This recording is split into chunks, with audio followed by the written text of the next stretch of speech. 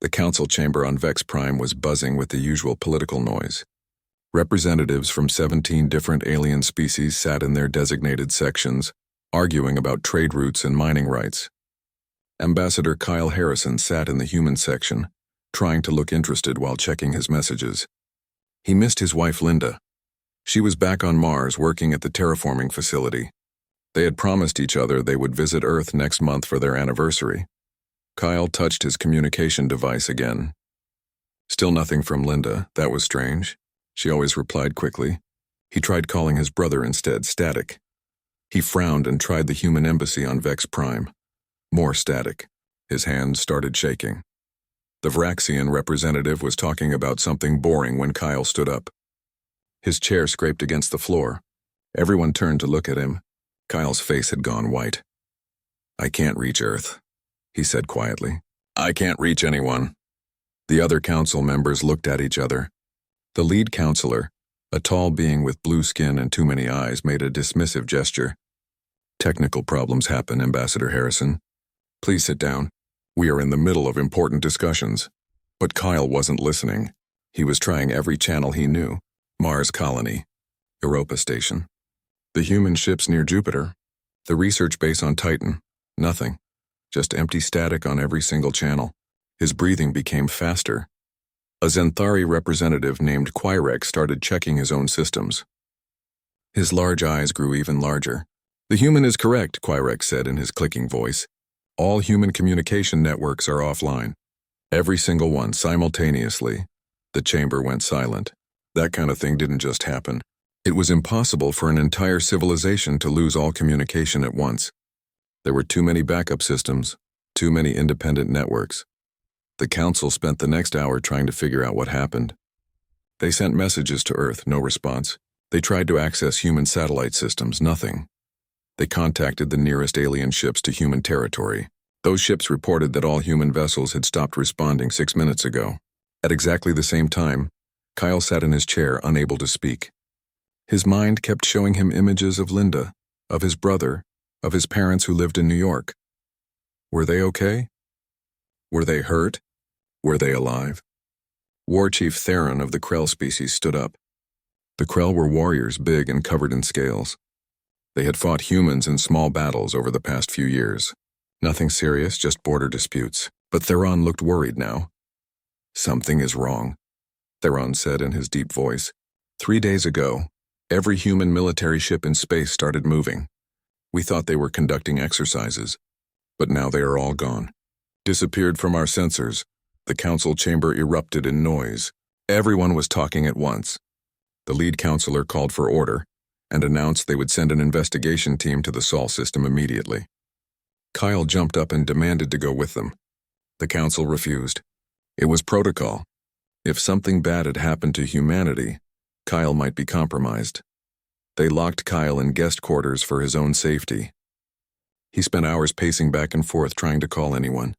A Vraxian pilot named Zen brought him food, but Kyle couldn't eat. How could he eat when his entire species had vanished? 2 days passed. The investigation ship called Dawn of Unity reached the Sol system. Kyle was brought to the council chamber to hear their report. He held his breath as the ship's captain appeared on the view screen. "The Sol system is intact," the captain said. "All planets are in their proper positions. All human structures are undamaged. Space stations are functional. Cities appear normal from orbit." Kyle felt relief flood through him. They were okay. They had to be okay. "But there are no humans," the captain continued. "We have scanned every facility, every city, every ship. 9 billion humans are gone. No bodies, no signs of fighting. No indication of what happened. They simply vanished." Kyle's legs stopped working. He fell to his knees. The other council members were talking, but he couldn't hear them. 9 billion people gone, Linda, his brother, his parents, everyone. "We found one thing," the captain said. "A message buoy in Earth orbit. It's set to broadcast in 72 hours. It has heavy encryption. We're working on accessing it now." The council dismissed Kyle. He walked back to his quarters like a ghost. Zen followed him, worried.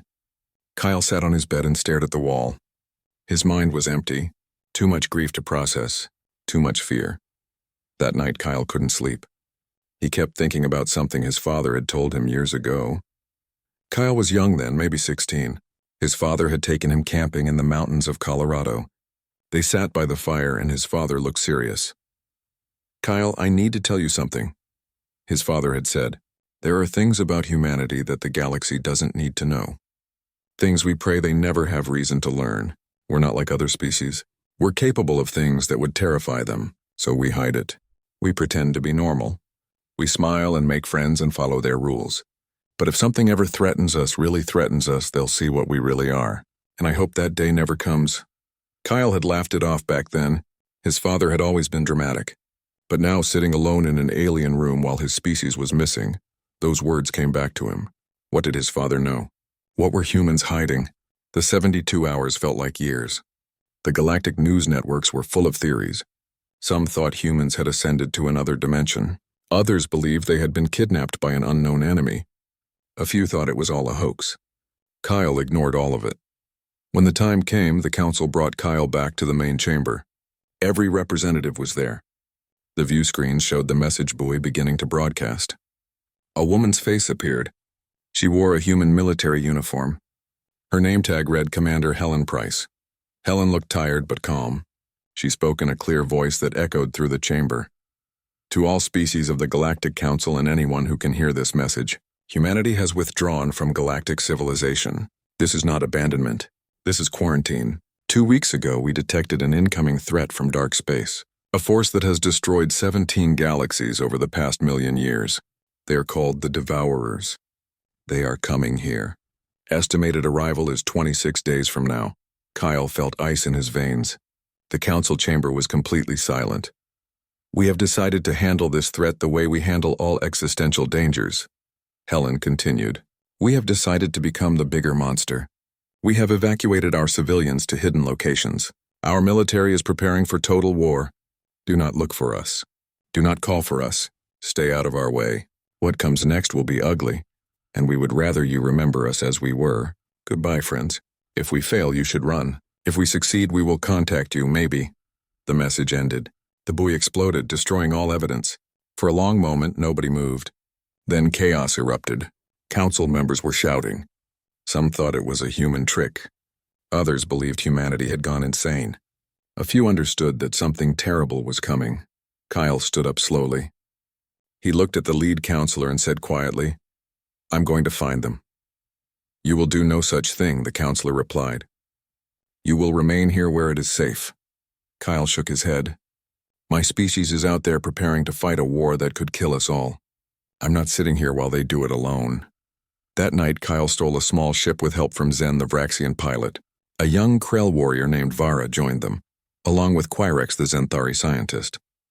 They were going to find humanity, and they were going to discover exactly what humans became when the galaxy wasn't watching. The ship launched into the darkness, following the faint trail of the human fleet. Behind them, the Galactic Council prepared for the worst. Ahead of them, humanity was transforming into something the galaxy had never seen, something terrifying, something necessary. The silence had ended. Now came the storm. Kyle's stolen ship was small and fast. Zen sat at the pilot controls, his long Vraxian fingers dancing over the navigation system.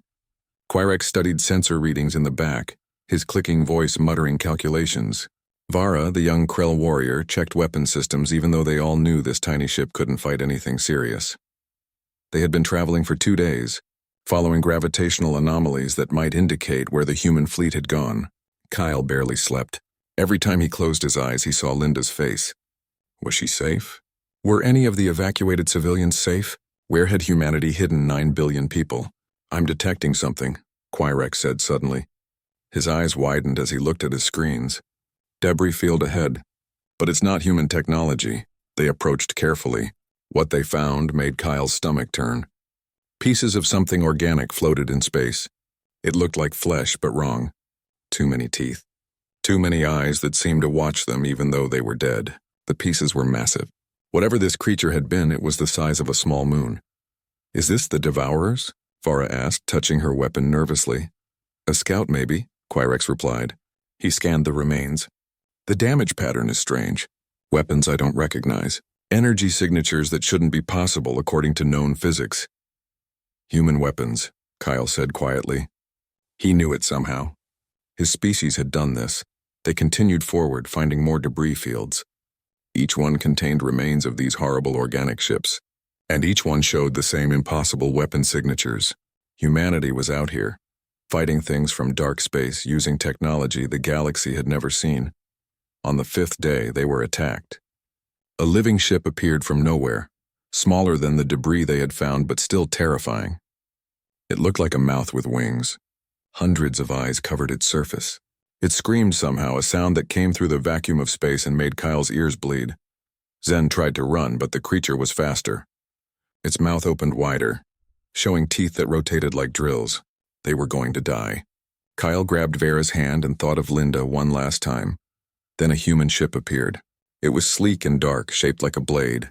Weapons fired from ports that Kyle didn't remember seeing on human vessels before. The creature didn't just die. It was erased, turned into atoms in less than a second. The human ship moved between them and where the creature had been, protecting them. Kyle opened a communication channel. "This is Ambassador Kyle Harrison. Please, I need to speak with whoever is in command." A man's face appeared on their screen. He was young, maybe 30, with tired eyes and a neat beard. His uniform said Captain Alex Stone. "Ambassador Harrison, you shouldn't be here. This area is not safe." "I'm looking for the human fleet," Kyle said. "I need to help, please." Alex shook his head. "You can't help with what's coming. Go back to Vex Prime, stay safe. That's the best thing you can do." "I won't abandon my species," Kyle insisted. Alex looked at him for a long moment. Something sad crossed his face. "Fine, follow us. But stay back. And don't interfere." The communication cut off. They followed the human destroyer for 3 days. It led them to a sector of space that should have been empty. Instead, they found thousands of ships. The entire human fleet was there, and it was enormous. Military vessels that Kyle recognized, but also civilian transports that had been modified. Mining ships carrying payloads that made their sensors scream warnings. Construction vessels building something massive in the center of the fleet. "How many ships?" Vara whispered. "At least 5,000, Quirex replied. "Maybe more. And the energy readings are impossible. These weapons shouldn't exist." They managed to dock with a large carrier called the HNS Valiant. Armed human marines met them at the airlock, checking them carefully before allowing them inside. The ship was crowded with personnel running in organized chaos. Everyone had a job. Everyone moved with purpose. A tall woman with short black hair approached them. She wore a captain's uniform. "I'm Captain Ryan Cole. You're the group that Captain Stone reported. Follow me." She led them through corridors filled with activity. They passed rooms where technicians worked on weapons that looked wrong. Devices that bent light around themselves. Containers marked with symbols that Kyle recognized as warnings for antimatter. Through one open door, he saw someone working on what looked like a miniature black hole contained in a magnetic field. "What are you building?" Kyle asked. Ryan didn't answer until they reached the observation deck. She pointed at the massive construction in the center of the fleet. It was spherical, covered in strange geometric patterns that hurt to look at.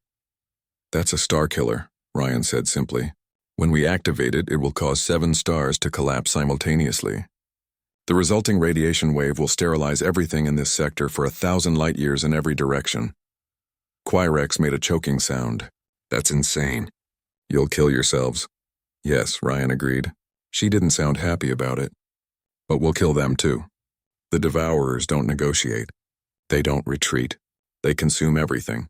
So we're going to stop them the only way we know how, by being willing to do what they don't expect.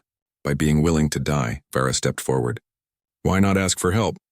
The Galactic Council has ships. We could fight together."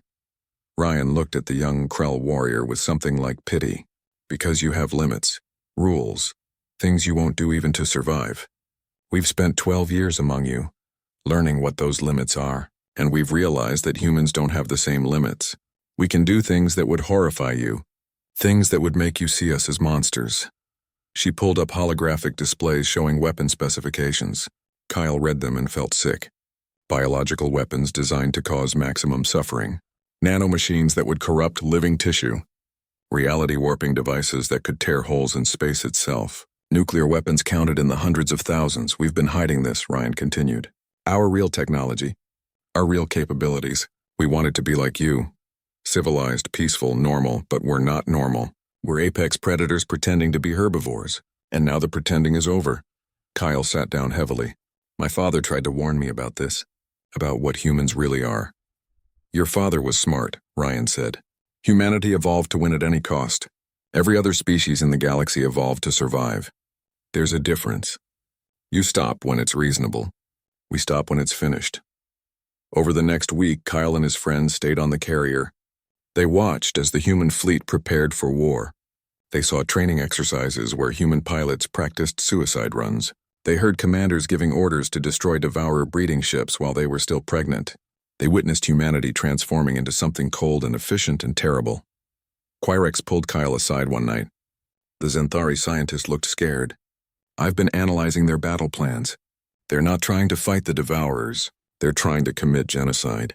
Total extermination. No mercy, no prisoners. Nothing left alive, I know, Kyle whispered. He had read the same plans. Your species terrifies me now, Quirex said honestly. They terrify me too, Kyle admitted. But they're doing this to save everyone, including you.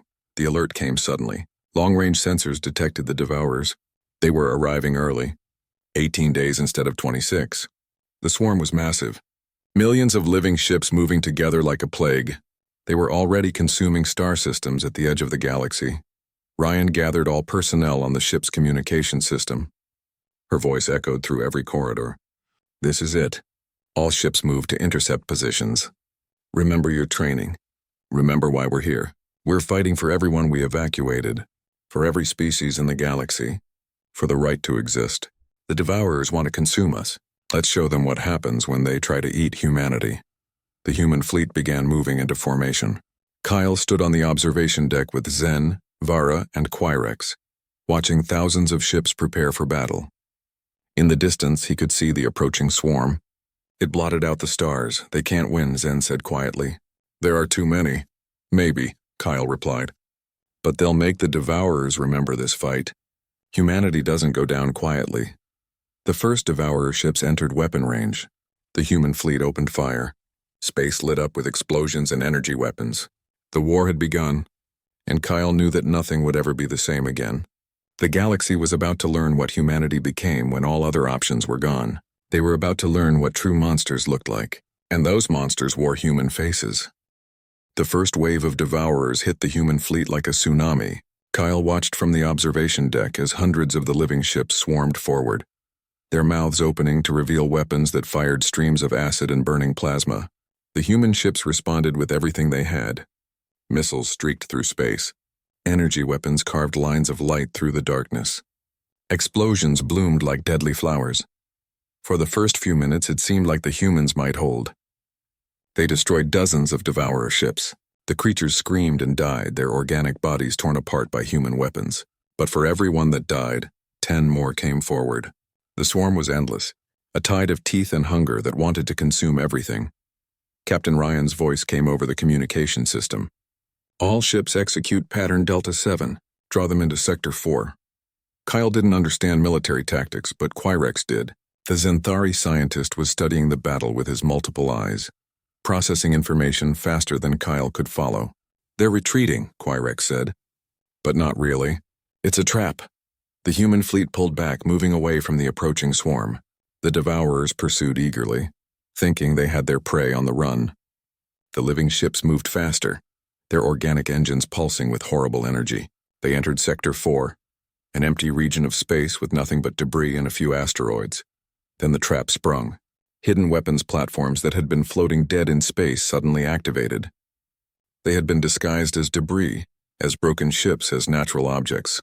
Now they revealed themselves. Hundreds of them. Thousands. They fired all at once. The weapons were unlike anything Kyle had seen before. Some created miniature black holes that crushed Devourer ships into nothing. Others warped space itself, twisting the living vessels into impossible shapes until they tore apart. Nuclear mines that had been scattered through the sector detonated in carefully timed sequences, creating a wall of fire that vaporized everything in its path. The Devourers screamed. The sound came through space somehow, a psychic wail of pain and rage that made Kyle's nose bleed. Vara grabbed her head and fell to her knees. Zen's skin turned darker, a Vraxian sign of distress. Even Quirex, who was normally calm, made panicked clicking sounds. They're dying, Kyle whispered. Thousands of them, but the swarm kept coming. The Devourers were designed to fight, to consume, to never stop. They adapted quickly. The living ships that survived the trap learned. They changed their approach, moving in different patterns, using destroyed vessels as shields. The battle turned into a grinding war of attrition. Human ships started taking heavy damage. Kyle watched a destroyer get torn in half by Devourer weapons. Escape pods launched, but many didn't make it. Another human vessel exploded when a Devourer ship crashed into it deliberately, using itself as a weapon. The human fleet was bleeding.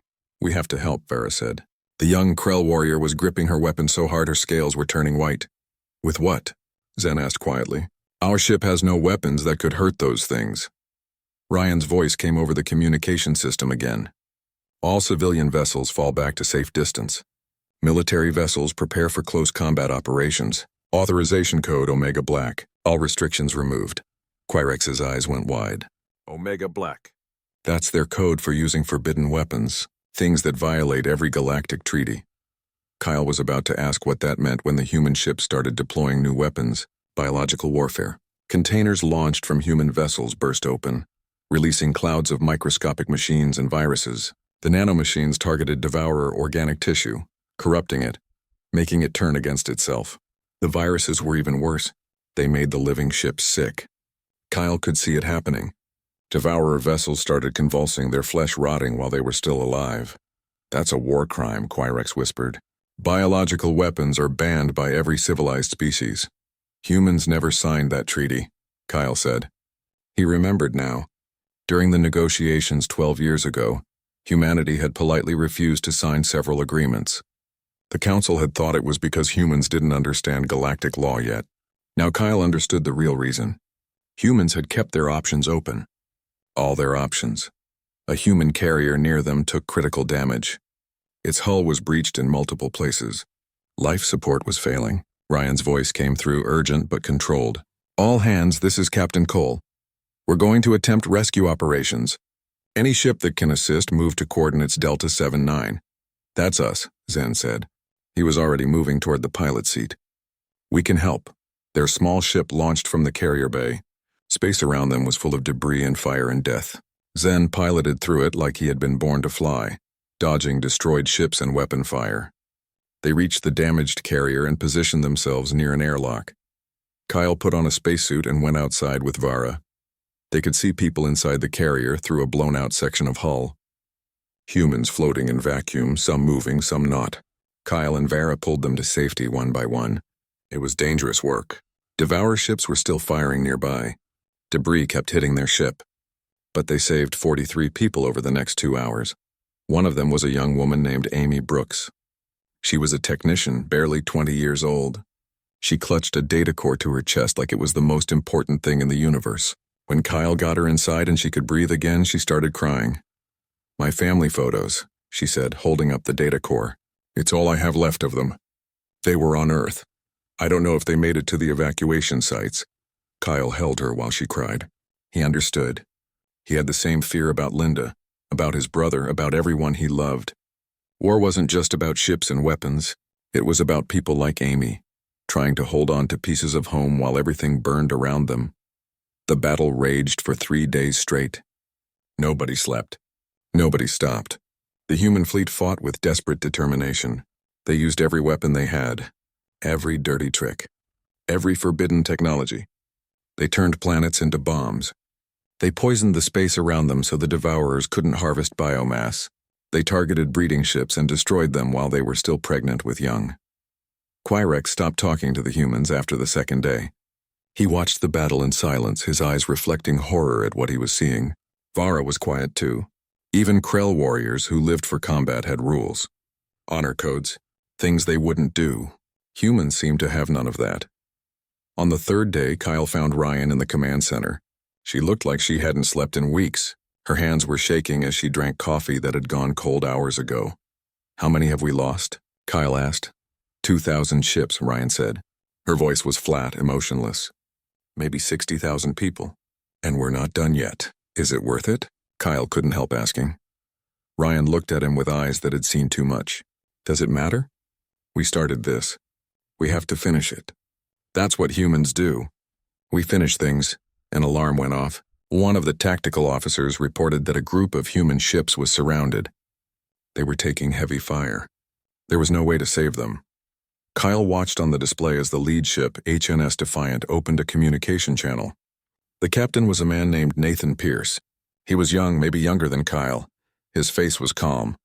"This is Captain Pierce to all human vessels. We're not getting out of this, but we're not going down quiet. Tell everyone back home we went down swinging." The Defiant overloaded its reactors. Kyle knew what that meant. The ship was turning itself into a bomb. A massive bomb. The explosion, when it came, was like a new sun being born. It consumed the Defiant and everything around it. Thousands of Devourer ships vanished in the blast. Over the next few hours, 47 more human ships did the same thing, captains choosing to sacrifice themselves to take as many enemies as possible with them. Each explosion carved a hole in the swarm. Each sacrifice bought time for other ships to reposition, to reload, to keep fighting. Kyle watched it all and felt something break inside him. This was his species. These were his people. They were monsters, yes. They were doing horrible things. But they were doing it to save everyone. They were willing to become evil so that others could stay good. On the 4th day of battle, Ryan gathered everyone on the command deck. Her face was grim. "We're activating the Star Killer. All ships need to fall back to minimum safe distance." Which isn't very far. Most of us won't make it out of the blast radius. "You're going to kill yourselves," Quirek said. It was the first time he had spoken in days. "Yes," Ryan agreed, "but we'll kill them too. That's the point. We're not trying to win and survive. We're trying to win at any cost." She looked at Kyle. "You and your friends need to leave now. Take one of our fastest ships. Get out of this sector. Tell the galaxy what happened here. Tell them that humanity kept them safe." Kyle wanted to argue, but he knew it was useless. Ryan had already made her decision. They all had. The entire human fleet was preparing to die. They were going to take the Devourers with them and save the galaxy in the process. As Kyle and his friends prepared to evacuate, Amy Brooks found him. She pressed the data core with her family photos into his hands. "Keep these safe," she said, "so someone remembers us as people, not just as weapons." Kyle took the data core. He nodded. "I'll remember. I promise." The light from the collapsing stars reached them, even though they were running at faster than light speed. It shouldn't have been possible, but it was. The radiation wave was so powerful that it broke the normal rules of physics. Their ship's shields screamed warnings. Zen pushed the engines harder, trying to get more distance. Kyle sat in his seat, gripping Amy's data core, and watched the sensors. Behind them, 7 stars died at the same time. The explosion was so massive that it created a shockwave in space itself. It expanded in all directions, traveling at speeds that made light look slow. It caught the remaining Devourer swarm first. Millions of living ships were vaporized in an instant. Their screams cut off mid-sound. Then the wave caught the human fleet. Kyle watched the sensor readings as ship after ship winked out of existence. The HNS Valiant, where they had stayed. The carriers and destroyers and all the modified civilian vessels. Thousands of ships. Tens of thousands of people, all gone in seconds. Among them was Captain Ryan Cole, Amy Brooks, Alex Stone. Everyone who had chosen to fight Vera was crying. Even Krell warriors cried sometimes. Quirek had turned away from the sensors, unable to watch. Zen kept flying. His face locked in concentration, but tears ran down his blue Vraxian cheeks. Kyle just felt hollow. Empty. His species had just committed mass suicide to save the galaxy. They had killed themselves and taken the Devourers with them. The sector of space behind them would be dead for 10,000 years. Nothing could survive that much radiation. It was a scar on the universe itself. "Are there any survivors?" Kyle finally asked. Quirek checked his systems with shaking hands. "Maybe. Some ships at the far edges of the formation might have made it out, but not many. Maybe a few hundred ships at most." They set course for the designated fallback point that Ryan had given them. It took 3 days to get there. When they arrived, Kyle's heart broke again. There were survivors, yes, but so few. He counted 600 human ships. Most of them were heavily damaged. Some were barely functional. Out of 5,000 ships, only 600 remained. Out of hundreds of thousands of people, maybe 50,000 had survived. The survivors were in shock. Kyle docked with the largest remaining vessel. a battered carrier called HNS Liberty. The crew inside moved like ghosts. They had 1,000-yard stares. They had seen their friends die. They had watched their fleet sacrifice itself. They were alive, but they didn't feel alive. Kyle found the highest-ranking surviving officer, a woman named Commander Lisa Grant.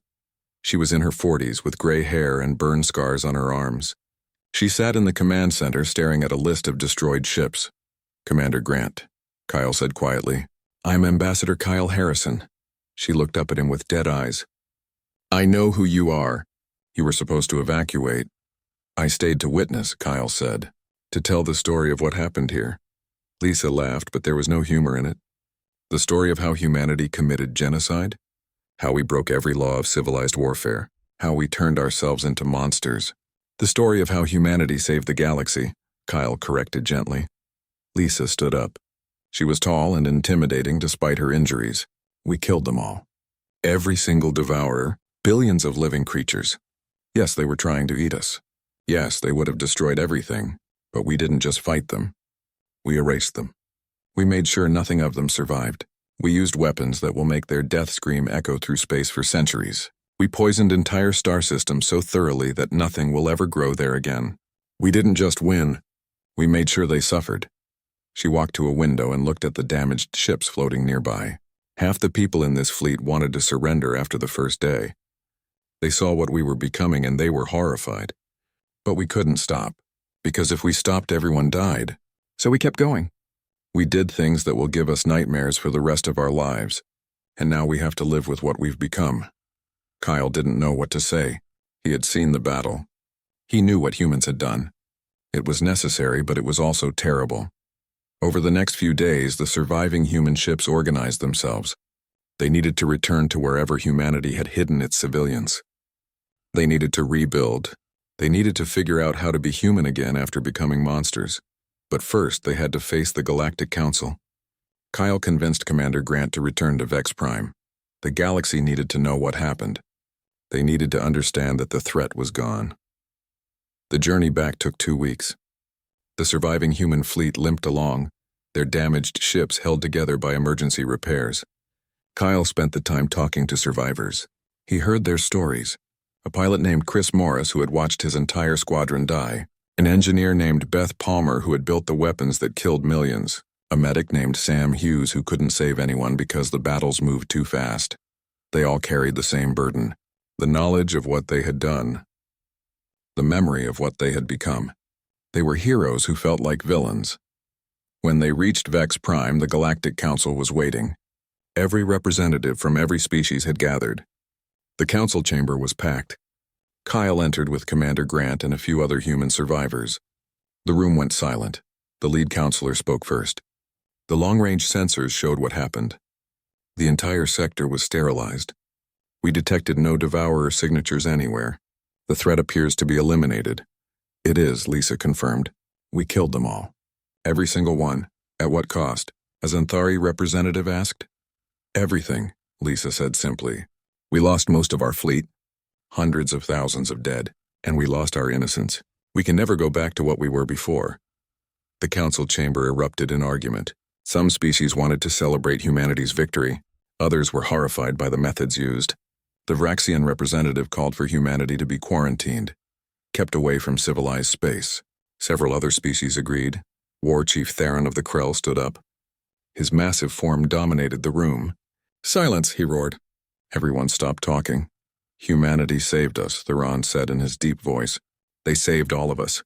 The devourers would have consumed this galaxy. Every species here would be dead.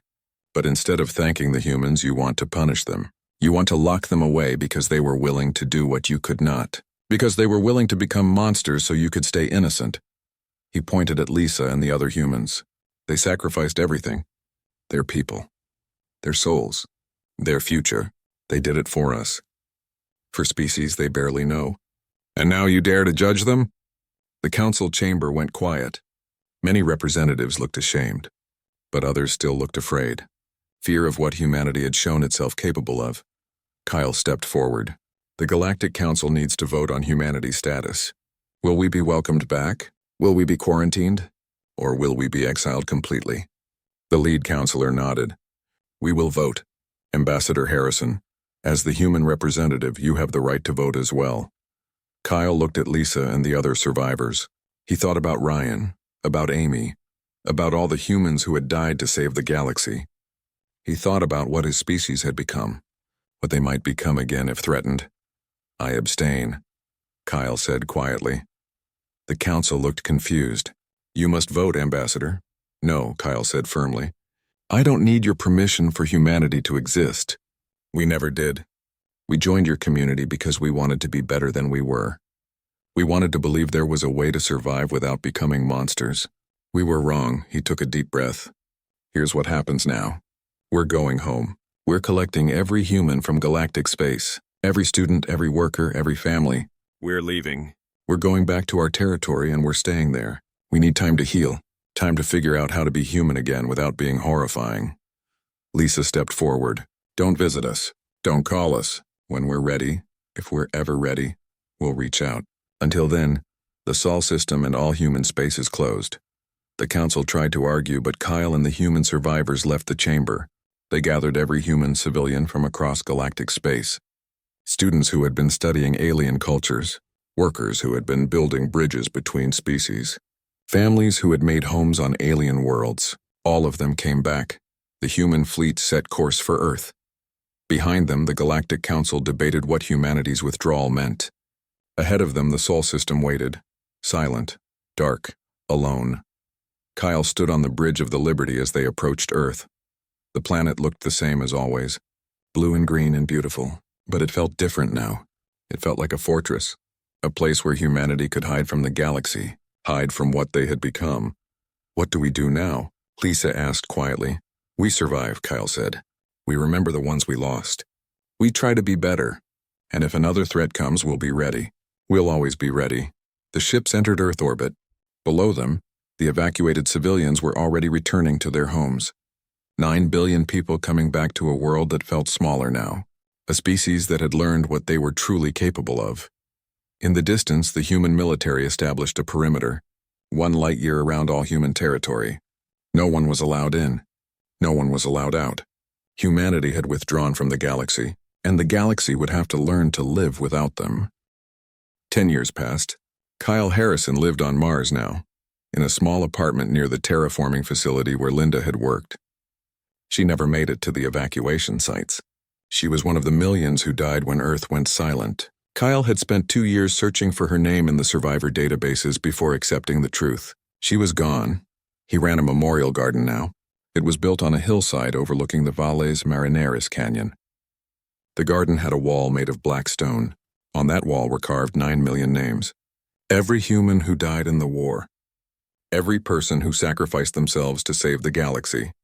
Linda Harrison, Brian Cole, Amy Brooks, Nathan Pierce. All of them were there. Kyle visited the wall every morning. He would touch Linda's name and tell her about his day. Sometimes other people came too. Parents looking for their children's names. Children looking for their parents. Lovers looking for partners. Everyone touched by loss. The garden was peaceful. Mars was peaceful. Earth was peaceful. All human space had become quiet in the decades since the war. Humanity had withdrawn into itself. They built defensive stations around their territory. They developed new weapons, even more terrible than before, just in case. But they didn't reach out to the galaxy. They stayed silent. The galaxy had moved on without them. Trade routes shifted. Political alliances formed and broke. The Galactic Council continued its work. Species who had relied on human trade found new partners. Universities that had hosted human students found new cultures to study. The galaxy adapted, but the sector where the battle had happened remained dead. They called it the Scar now. Nothing lived there. Nothing could live there. The radiation was still too intense. Ships that passed through reported strange sensor readings, echoes of the battle, ghosts of the ships that died there. It became a place of pilgrimage. Species from across the galaxy came to see the Scar and remember that humanity had saved them. Kyle was in his garden, pulling weeds around the memorial wall, when his communication device chirped. He almost ignored it. Few people called him anymore. But something made him check. It was Zen, his old Vraxian friend. They had stayed in contact over the years, though the conversations became less frequent as time passed. Zen's face appeared on the small screen and Kyle could see worry in his features. "Kyle, I need to talk to you," Zen said. "It's important. Can you come to the communication facility?" Kyle agreed. He took a transport to the main Mars colony and entered the long-range communication center. Zen's transmission came through on a secured channel. Beside him on the screen were Vera and Quirex, the old team from 10 years ago. "It's good to see you all," Kyle said honestly. He had missed them. "We wish this was just a social call," Quirex said. His clicking voice was as nervous as Kyle remembered. "But there's a problem. A new threat is emerging in the outer rim. We're calling it the Swarm.